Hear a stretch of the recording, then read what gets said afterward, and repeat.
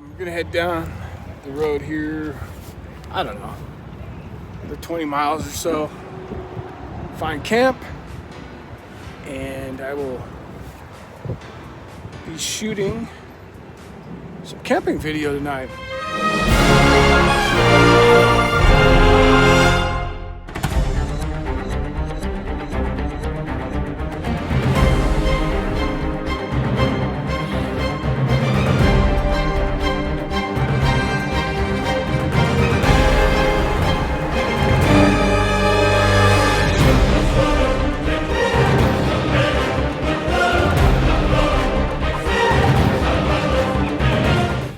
Finding the perfect camp spot is not always easy. Sometimes it's nearly impossible.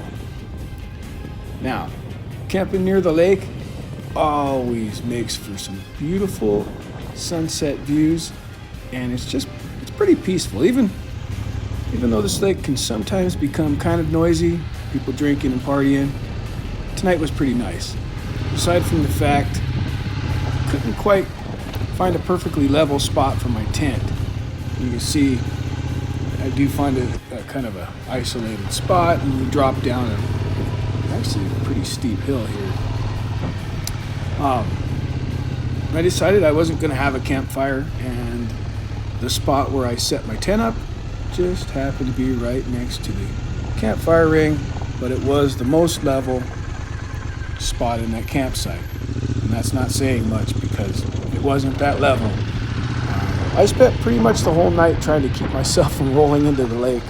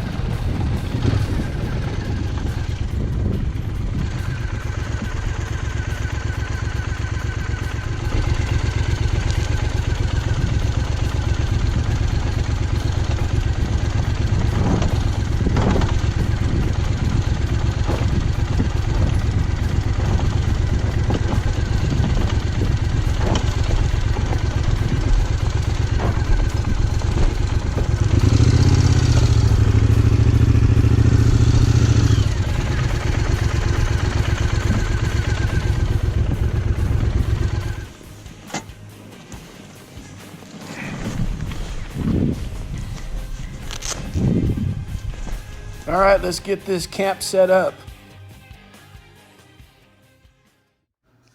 Okay, all of my comfort gear is in this duffel bag.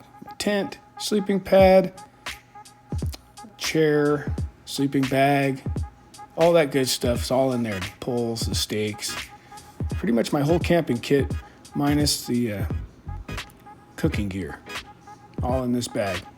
It's a Moscow Moto duffel, and it has worked just beautifully. Okay, the tent I'm using is, wait for it, Big Agnes HV UL2 Copper Spur Mountain Glow. Yeah, that's a mouthful. I've had this tent for a few years, and it's held up quite nicely.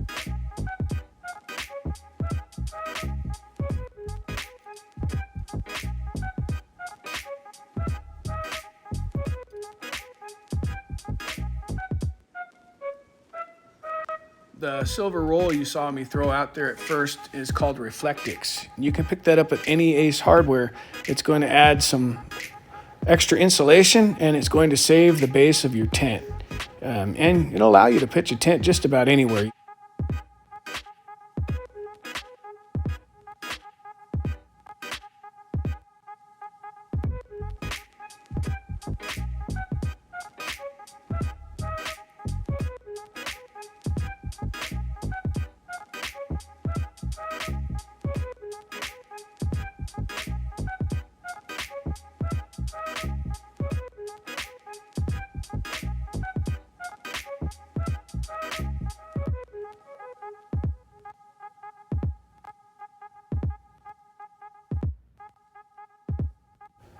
Typically, as soon as I've get my tent erected, I like to go ahead and roll out my mattress and my sleeping bag. Let the sleeping bag kind of fluff up. Let the mattress do its thing. It's a self-inflating Sea to Summit mattress, and so far it's held up quite well.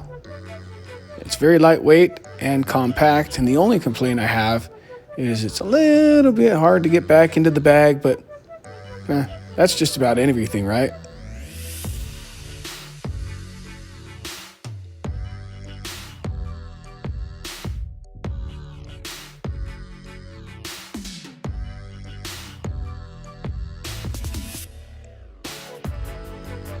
That's a little REI chair that I bought years ago, and it's worth its weight in gold. They've got knockoffs now that are a heck of a lot cheaper, but once again, the only complaint I have about this chair is it's hard to get back in the bag. You see a theme?